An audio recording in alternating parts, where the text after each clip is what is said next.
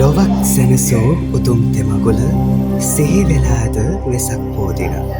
සැදැහැ සිතවිලි සිතේ පුබුදයි නිවන් මග දැකගන්න සැමටම.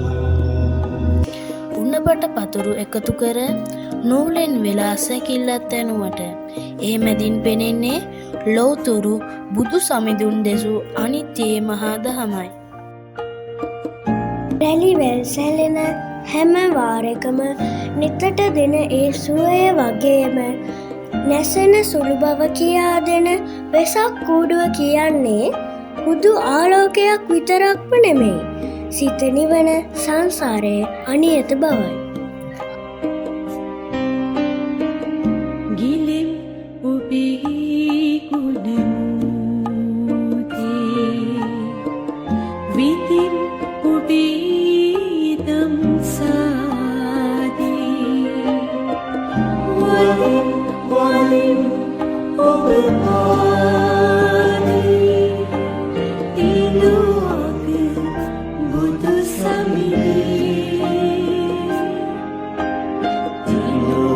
ලෝක සතුන් වෙත මහා කරුණාවෙන් දුක නිවන මඟ කියා දුන් ඒ උතුම් දහමින් නිවී සැනසෙන්නට පාරමී දම් බලයෙන් නමදිමු ඒ බුදු පියාණන් සැමදා බැති.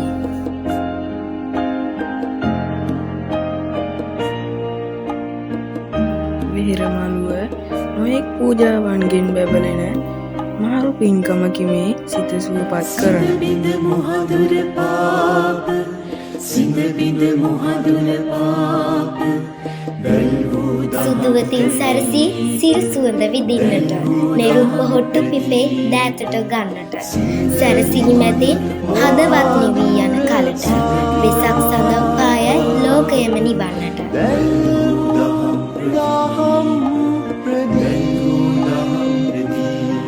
අහන් වැට නිවී ගියද, සැරසිලි මැකී ගියද, ලොවට උතුම් වූ බුදුගුණ ආලෝකය සදාකාලිකවම අප සිත් තුළ රැඳේවා. හසක් පොළවත් නයිනාසයේ විසක් සඳරැස් සිත් තුළ ඇති අඳුර දුරලා කරුණාවේ දයාවේ මෙත්මල් පිබිදේවා.